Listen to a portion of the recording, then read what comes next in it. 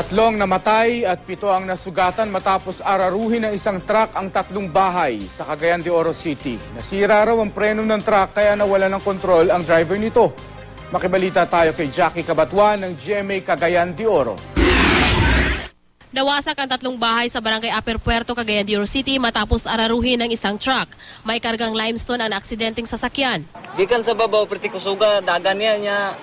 Pag-abot rin, siguro wala siya kabakoy sa nubila, kay perti man kusuga. Ibangga niyang kaning pinmirog ang balay, din ikaduha, ikatulo.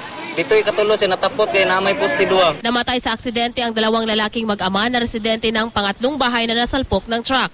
Nasawi rin ang isang pahinanti ng truck. Nasugatan naman ang 5 pang residente, kabilang ang isang buntis at isang batang 1 taong gulang. Sugatan din ang 2 pahinanti ng truck at driver nito.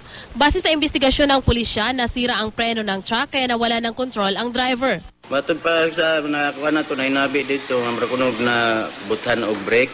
Matong yang nabangga ng tulog ka balay dito. Tumangging magbigay ng pahayag ang truck driver. Nakatakda siyang sampahan ng reklamo. Magbibigay naman daw ng tulong sa mga biktima ang kumpanyang may-ari ng naaksidenteng truck. Jackie Cabatuan, Nagbabalita, Pilipinas.